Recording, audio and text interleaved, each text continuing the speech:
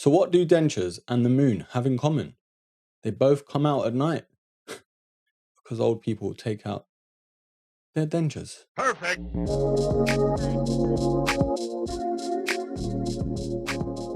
So a new kid on the block when it comes to Nike slides, and I've got to say, I'm surprised in more ways than one. On today's episode, we are talking about the Nike Calm slide.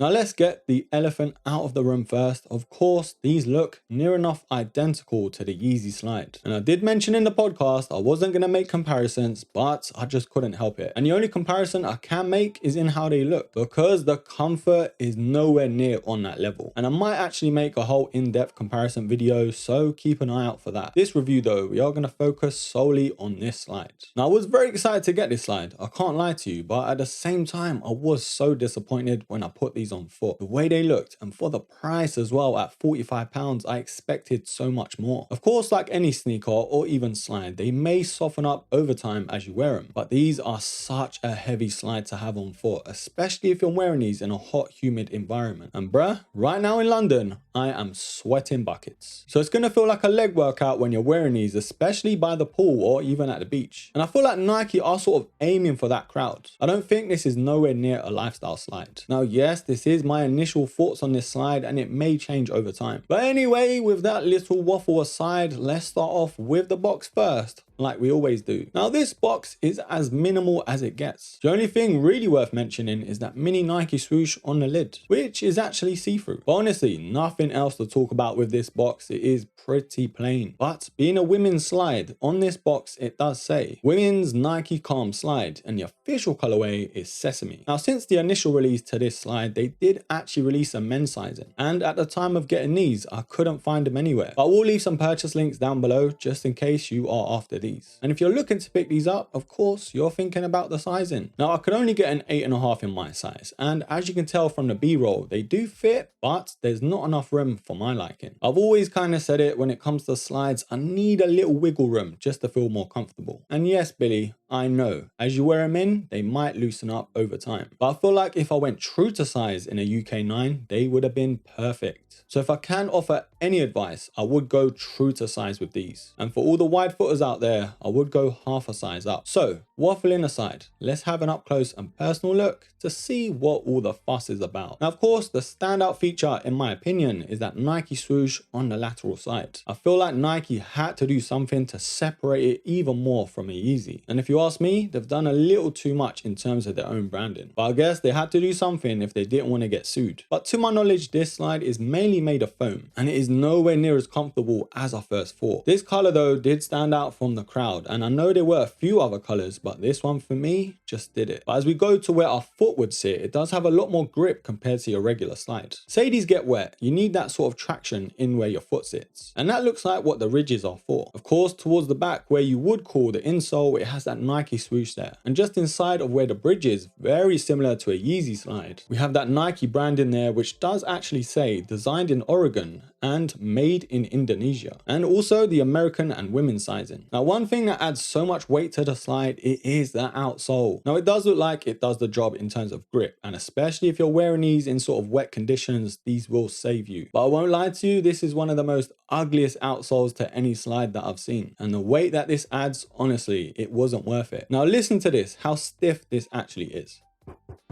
That's like I'm knocking at someone's front door. But anyway, enough nitpicking. That is the Nike Calm slide, up close and personal. What do you think, broskis?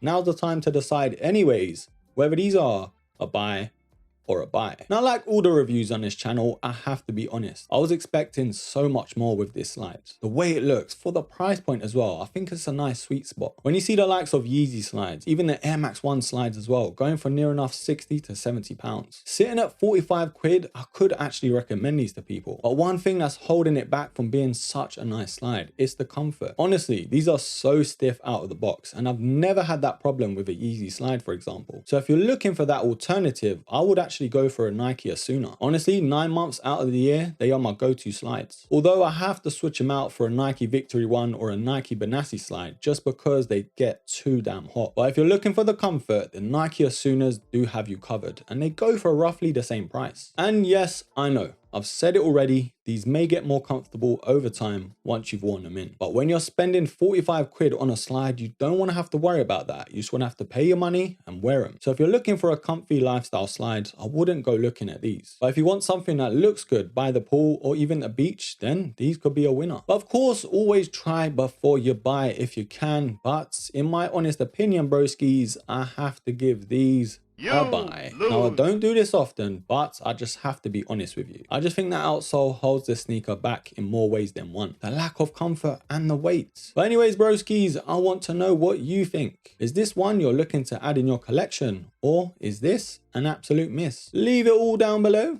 and I will pin the best comment. Anyways, broskies, don't forget to tune in to the latest episode of the podcast. And of course, I am at now Buy Me a Coffee, or you can hit the super thanks down below. And whilst you're here on YouTube, don't forget to like, comment, subscribe, share, and till the next episode, take care.